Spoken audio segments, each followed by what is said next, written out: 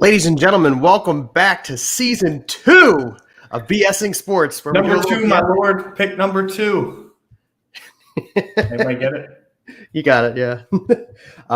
Welcome back to BSing Sports, where we do a little BSing and we talk a whole lot of sports. Thank you for returning with us.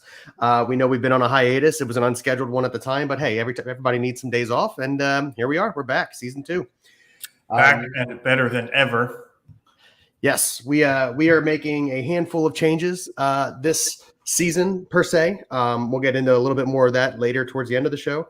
And as I get more technologically advanced with this whole streaming service thing, our streaming quality will be better as that goes on along as well. I say we kick it off with that. All right, go ahead. I'll announce it. So here at BSing Sports, we are looking for a seasonal third host. That is right, guys. We're looking for I guess it's a part-time, but an every week host until further notice. It is baseball season, so that is primarily what we'll be talking about, meaning that if you have a strength in baseball and you love talking about it in front of, 2 other guys, but really being watched by a bunch of other people, job opening is there. Please apply at BSing Sports, or, you can email Bill and I, and our emails are shown below. Just put a .com at the end. We are open for, all kinds of, people, really. I see my brother-in-law there is all about football. We'll get there eventually. Yeah, not soon enough. Miss football already. But, so we are looking for a third host for the time being. And like we said, it's seasonal. So, you guys will be on for a little while, and then next season we'll have somebody else on. But there is a third host spot. And, hey, who knows? Maybe you get a couple seasons in a row.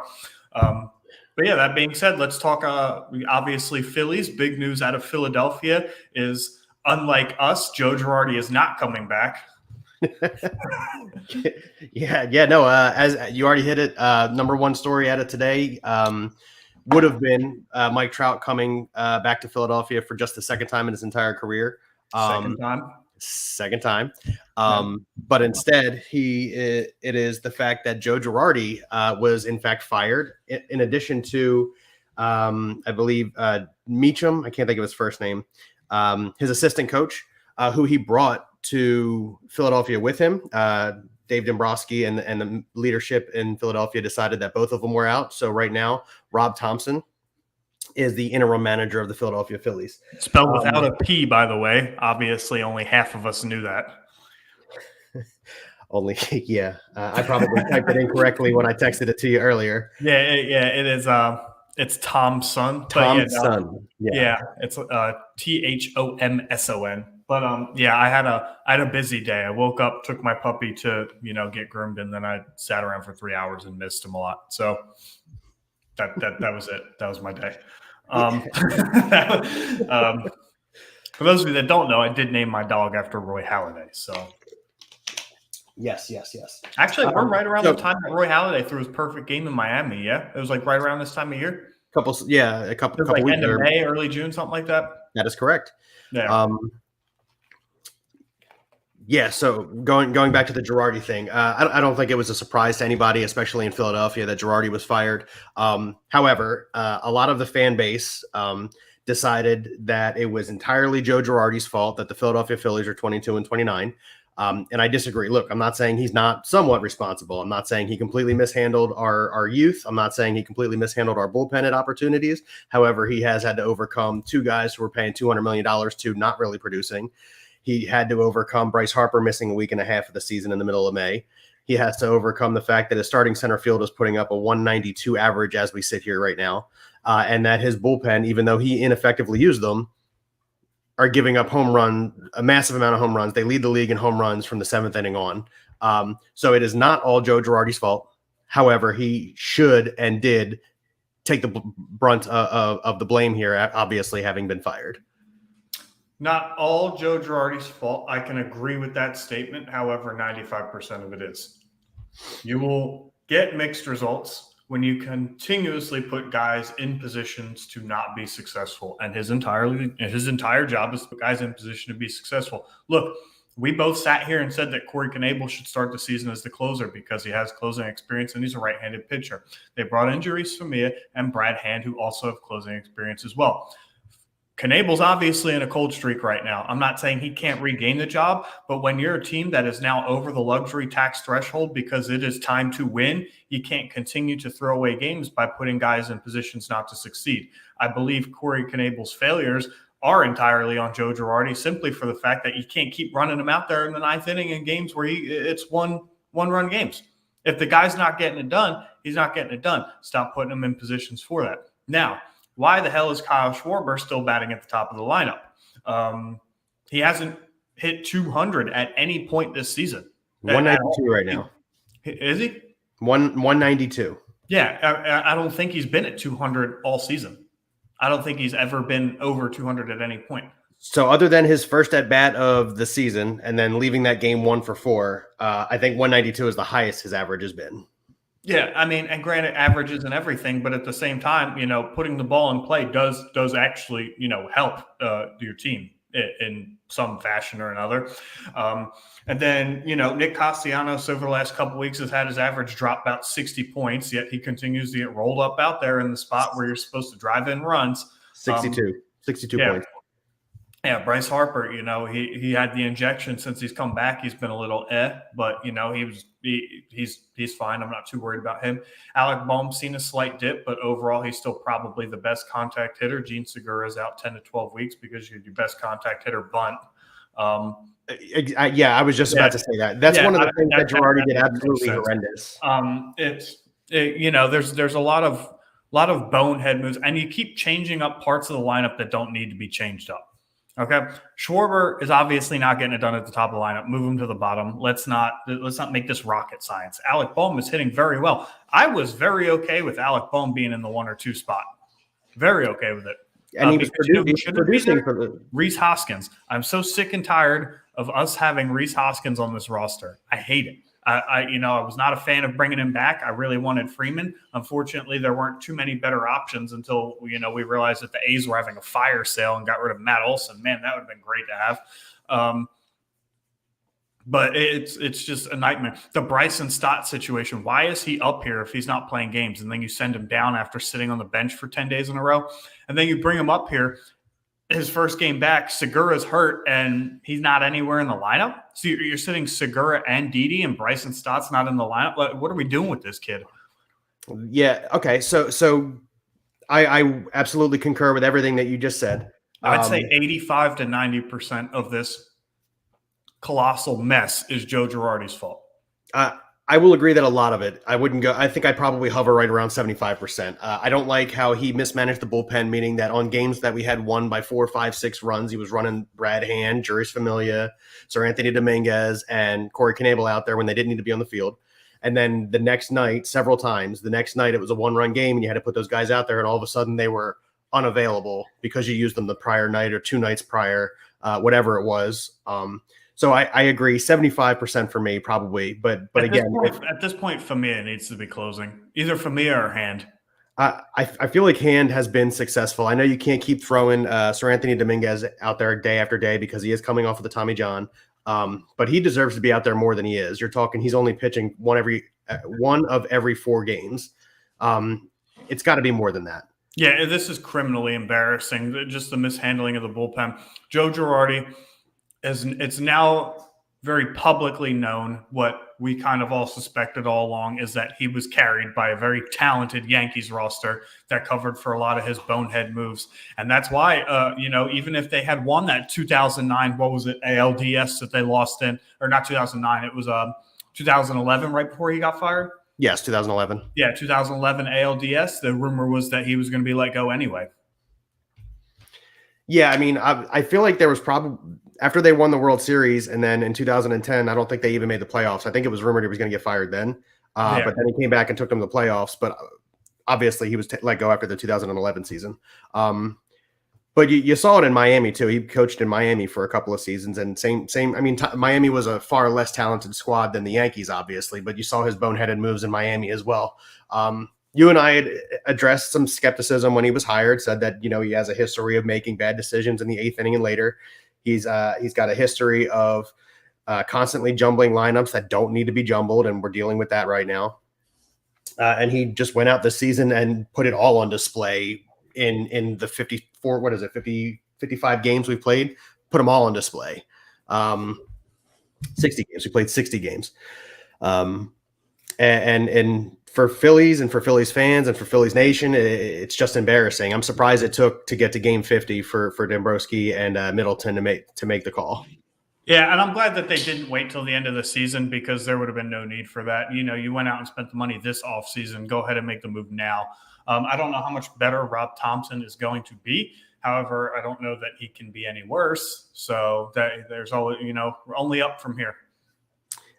Look, for all we know, this guy Thompson gets these guys rowdy. I don't want Phillies Nation to overreact if they beat the Angels tonight, and that's my thing. Oh, they fired Girardi, they get a win, everything's turning around. Don't overreact if that's the case. I know. I wouldn't even react to it in the first couple series. What's really missed in all of this is the starting pitching over probably the last 5 weeks has been absolutely lights out. Great.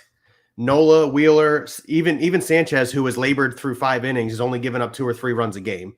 Eflin has been solid, and Gibson has really come back. The first 3 or 4 games this season, Gibson, his ERA was pretty bloated, but he's brought it all back down. And as such, all the stats we're giving you right now, Zach Wheeler was just voted NL's best pitcher of the previous month, May that is, and Harper won best player of the month in the NL of the week. The Phillies won like 5 games the whole month. And it just goes to show you that you've got the talent on the roster. There are people performing on this roster, and there's no reason you shouldn't be winning games. And being 12 games back on the Mets going into your 61st game of the season is a problem. That's a lot of games back on the Max Scherzer list, Jacob deGrom list, Mets. We predicted that was going to happen. We said I said I don't trust the Mets until they can stay healthy. What do you know? Their number 1 and number 2 pitchers go down, going to miss extended periods of time. Yet here we are. And they have the second best record in baseball. Yeah. Maybe luck's finally breaking their way. I do kind of feel bad for the Mets organization. They've had really run of bad luck. You're still paying Bobby Vanilla, right? Do we get Syndergaard this weekend? Yeah, we get Noah tomorrow. Dude, he's been good. Tomorrow's projected pitchers they were announced and now they're not. We get Michael Lorenzen tomorrow. Actually, we don't get Thor this weekend. Oh, I don't know where I saw it earlier where I thought we were getting him. Yeah, we get Silvseth tonight, Michael Lorenzen tomorrow, who's 5-2 with a 3.19 ERA, and then Sandoval. I don't know his first name off the top of my head, but I almost said Pablo. Yeah. So what's very interesting is the Phillies don't have their starting pitchers announced for the next 2 days. Maybe that's why they took it off of the Phillies website. That might be it. Well, we know Nola pitched the other night, so he's not available. However, I believe Wheeler is available, and then it would be Eflin, unless Eflin's dealing with an injury.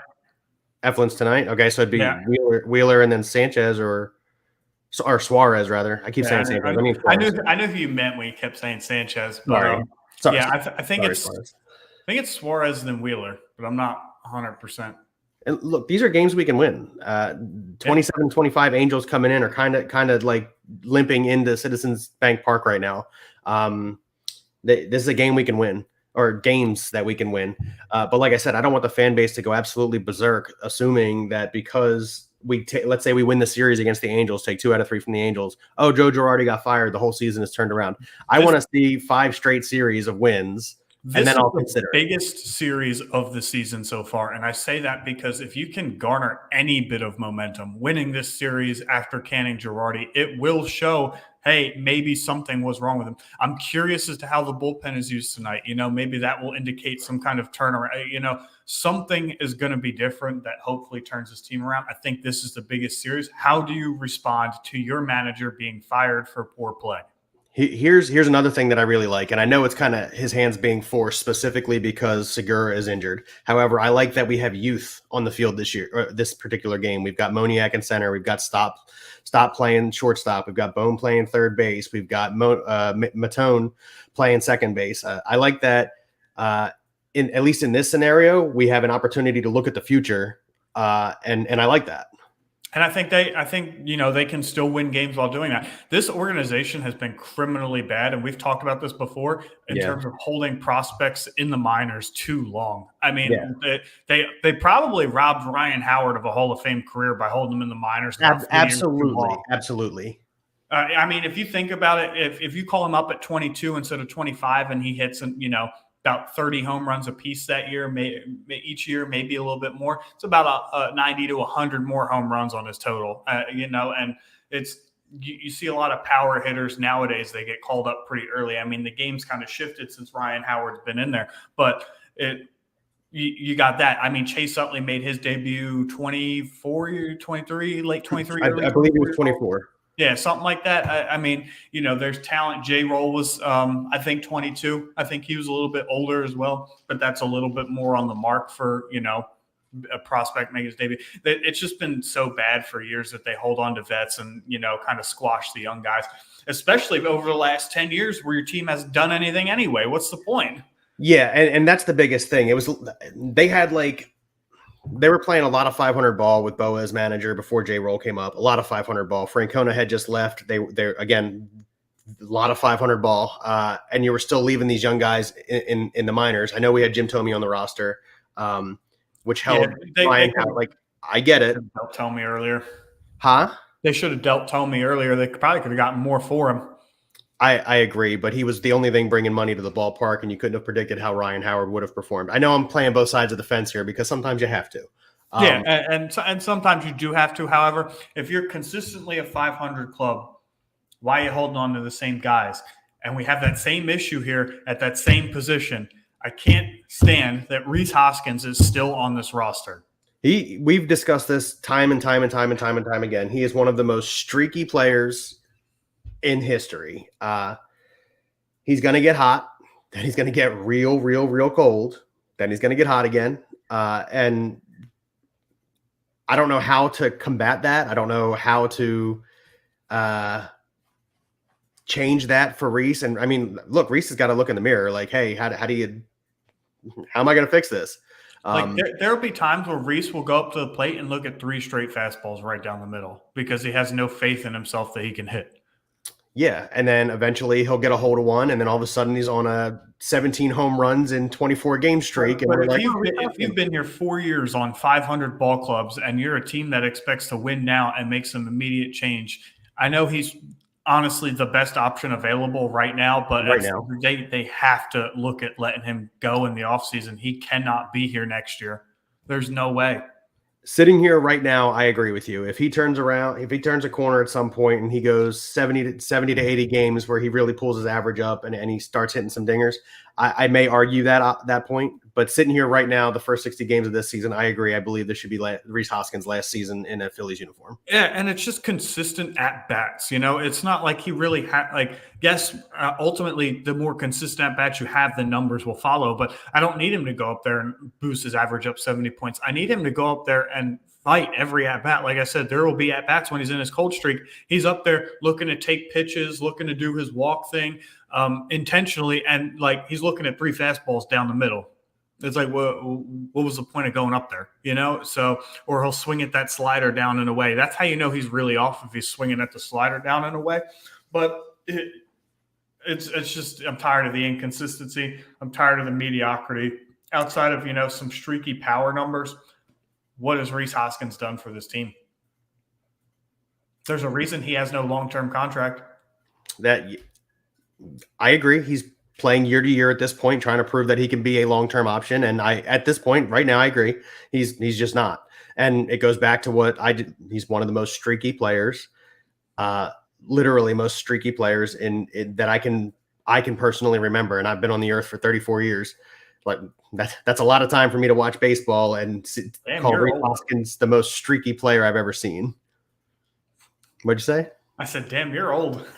I am old, yeah. That's typically what happens when you're born before the 90s. Yeah, wow. Didn't even know those years existed. Those were the best years. Speaking of the best years, that 90s show coming out on Netflix. Okay.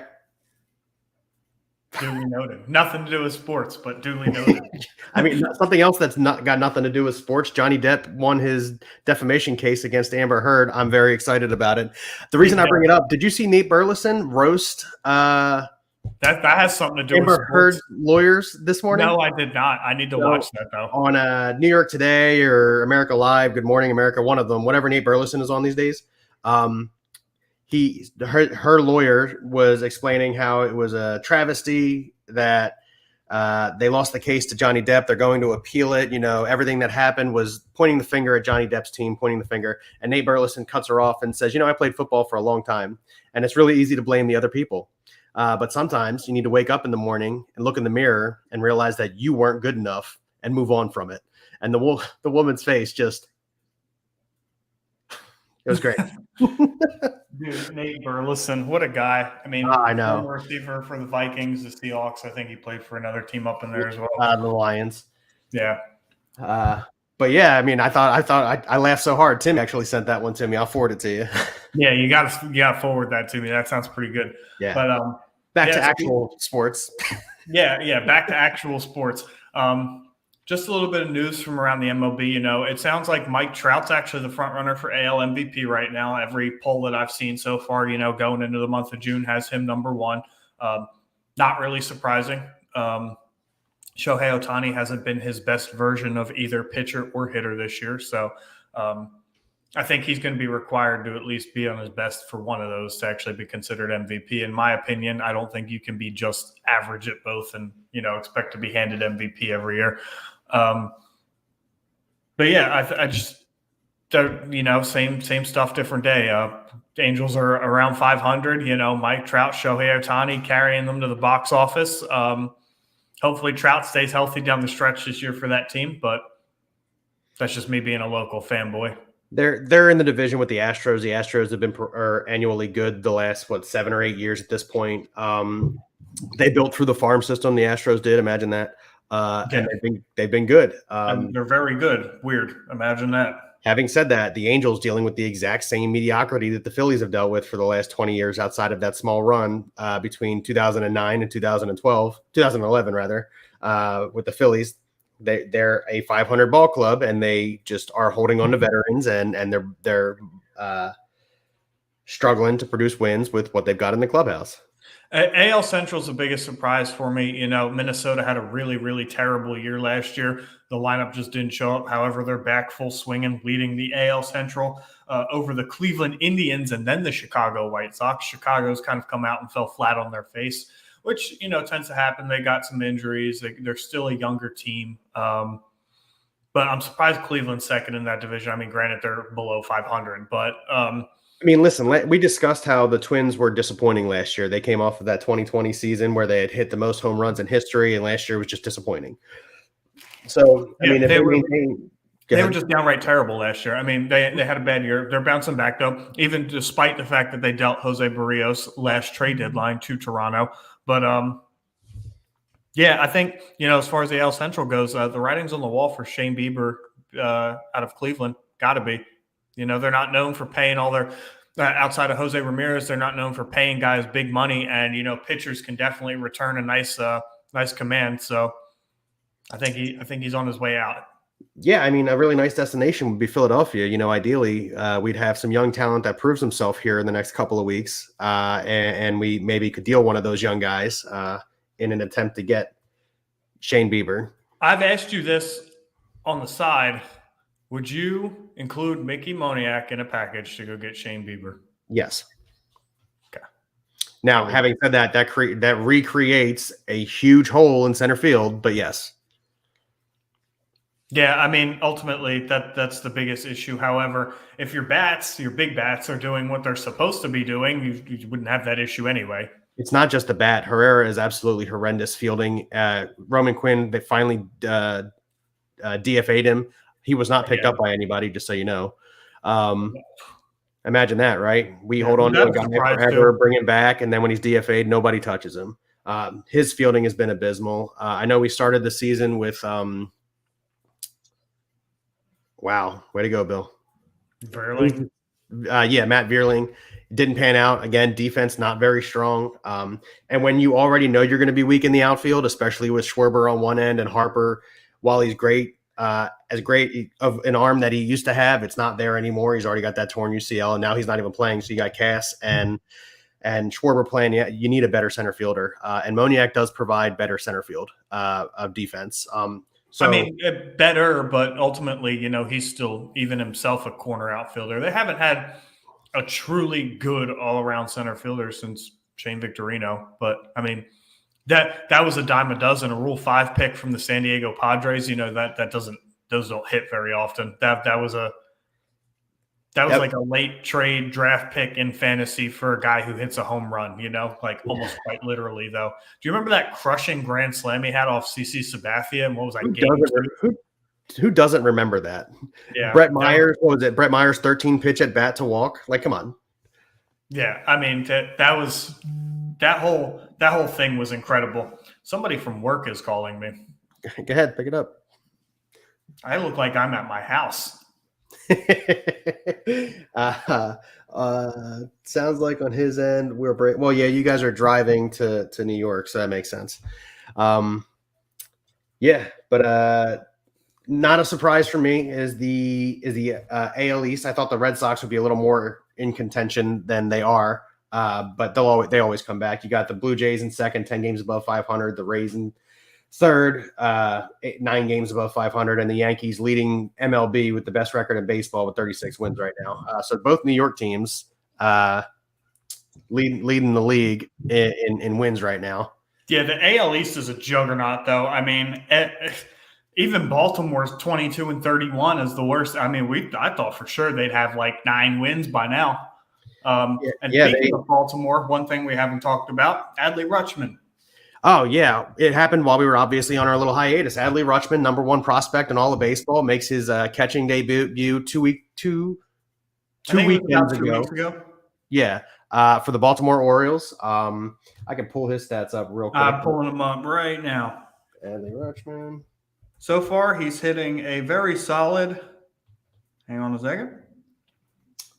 So far, in 43 at-bats, he has 7 hits, 1 double, 1 triple, no homers, no RBIs. He's walked 4 times, struck out 11. He's batting 163. However, I didn't exactly expect him to come up and light the world on fire because Jeremy Kelenic is also struggling. Average hitting from like your catching prospect, that turns out to be pretty good. Most catching prospects tend not to hit very well, especially right away, but yeah. But yeah, it's exciting to see these all across the league, these young guys. Like I said, Jared Kelenic is out there starting in Seattle, not hitting very well. I think he's hitting 203. Adley Rutschman comes up. He starts playing Wander last year, starts playing. Like, it's great to see this new generation of players, and I'm excited for the new generation of players. Julio Rodriguez, Seattle, Bryson Stott. Detroit's got quite a few. Spencer Torkelson made the team out of spring training. Excited to see what he can do. He used to mash at Arizona State, so unfortunately he's got to deal with that big ballpark now that Nick Castellanos so very vocally complained about for years. It's a big ballpark, man. Yeah. It's a big ballpark. 420 to dead center is huge, and like 340 down the lines means your gaps are massive. Yeah. But I mean, it's got to be fun being an outfielder out there because there's just so much ground to run, but not if you're the Phillies outfielders. Well, yeah, we're all slow. they're all really slow. So yeah, that's. Let's see. You surprised that the Brewers leading that division? Surprised? No. You surprised at the Pirates being in third? Yes. Yeah, that is surprising. Yes. I mean, granted, they're in third. They're 9 games back, but they're in third. They're 5 games below 500, 9 games back. I get it, but they're in third place with an $11 million roster or whatever it is. Yeah, I mean, I could probably afford that team at this point. Let me go hit the bank real quick. Actually, it's funny. I was talking to one of my buddies who came out from he lives out about 45 minutes from me, and I guess like their tax returns came out. Them, the Pirates, and a few other teams, and as it turns out, they're using like concessions. Or like they're using like ticket sales to cover all their costs, their player salaries, the stadium expenses and everything. And they're netting all the expenses that they get from merchandise and like concessions. That's more important than winning. Isn't that nuts? Like, It's more think about important than that. winning. Yeah. I mean, being a billionaire, I mean, if I met the Pirates owner and like the Yankees owner, like the Pirates owner might be like, yeah, I'm saving more percentage of my team's money, but it's like, I don't even know who you are. So Yeah. Yeah, no, you're right. Rounding out our little standings quest here is the Dodgers at 34-17, Padres in second, Giants in third. I kind of saw that taking place the way it has. Obviously, the Giants just left Philadelphia winning 2 out of 3. And really, they had an opportunity for the sweep, and the Phillies, in my opinion, got lucky. Yeah, the NL West is kind of going to shape out like this for a little while. Yeah, the other thing, it didn't surprise me, but I like that Dombrowski and Middleton still pulled the trigger, is that they fired Girardi after a win. Like getting swept by the Giants would have been like, oh yeah, definitely way overdue. But they have a dramatic comeback victory against the Giants. Girardi gets the W there, and then the next day they call him in the office and say, hey buddy, you're gone. I like that they still made that decision, and it was something that they had obviously decided prior to that game, and then made the final cut. Yeah, I think it was predetermined before the game that no matter what happens, like that this is it. What if they're thinking the same thing I am? They're like, oh, well, if he runs Corey Knebel out there again in a 1-run game, he's fired. Yeah.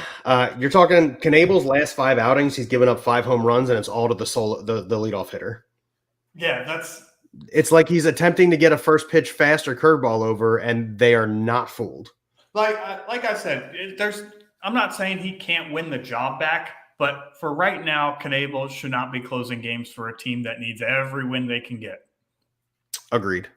This is not a rebuilding club. This is not a prospect closer. This is a veteran guy on a club that has the payroll of winning now. So that's long story short right there. What moves other than Girardi would you like to see the Phillies make to hopefully turn this season around, or maybe sell off some guys? Unfortunately, with the 3 to 4 month return time on Gene Segura, his sell power goes down significantly. I'm echoing pretty bad, but all right. Yeah. I don't know what just happened. Hello. Try now. Yeah. I don't know what just happened. Right now. Hello. All right. Well, whatever. We'll work with it. So with Segura getting hurt, his sell power significantly decreases. You need Harper to come back and stay healthy. But moves overall, as you said, picking up Bieber would be solid. You got in these. Let's see. I'm looking at the teams, thinking about people who might be for sale. Boston's not selling. I don't care how far back they are. Yeah, that's the unfortunate. With big market teams, they're never really going to sell. If the Rangers continue to struggle, I'm pretty sure they've got. Yeah, Martin Perez has like the third best ERA in the AL or something like that. So, so I mean, maybe have an opportunity to go get Martin Perez from the Rangers. I think they have to hold on to Herrera Dad specifically because if they go get somebody at the deadline, Moniak is likely in the package. You're not going to get anything for Herrera. You're going to find a team that thinks they can fix Moniak and put him in the outfield based on the spring, especially if he starts hitting here consistently. You're talking he's going 1 for 3, 1 for 4 every game. That's a hit a game. And he's seeing a lot of pitches. I think he's averaging like 4.5 pitches in at bat, which is really good for a young guy coming up in the bigs. Yeah,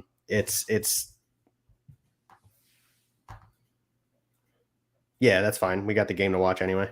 Mm-hmm. So if we're looking to go get somebody, we have to keep Herrera simply because there's nothing else to put in center field right now. When they let Jankowski walk in the offseason. I think that hurt, dude. I would have loved to have seen Jankowski stay.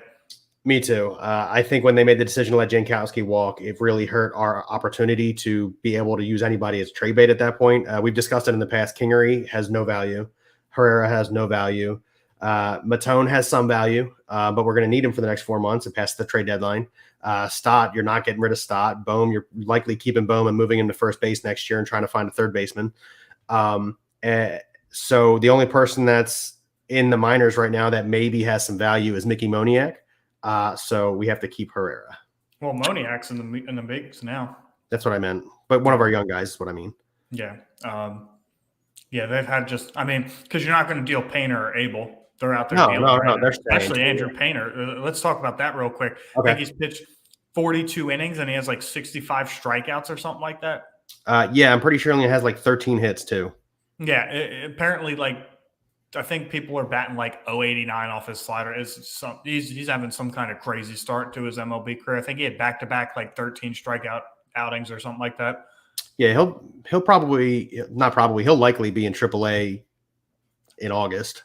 That would be nice, but I doubt it. I'd say AAA the start of next year. Really? Okay. Yeah, I mean, knowing the Phillies organization, how they baby people along, I think I'd say next year. Plus, he's pitching in low A ball right now, so he still has high A, double A. He's got a little bit of a. All right, fair enough. I mean, all right, fair enough. That's going to do it for us. I know this was primarily a Philadelphia Phillies episode, but we wanted to get our feet wet with something that we knew and we could talk. And for 36 minutes, we had no game plan and we did it. So there we go. Yeah. We don't have our radio chemistry back yet. We've been away for a month, so we're just getting our feet wet again, guys. We'll be back here next week, obviously, and ready to roll once again. Yeah, I start school next week though, so we'll figure it out. Yeah, I'll be free on Saturdays. I'm just not doing much on the weekends anymore. So okay. Cool. Well, as Ryan said before, hit us up for the seasonal third host.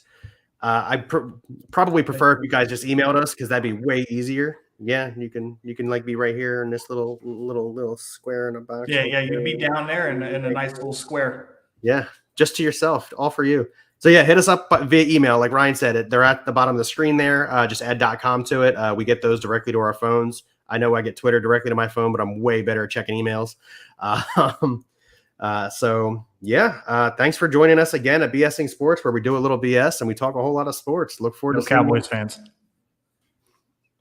No Cowboys fans. In case you didn't hear Ryan, no Cowboys fans. We're obviously just kidding, but not really. I wasn't kidding. There's no joke coming to me here. All right. Have a good night, guys. Have a great weekend.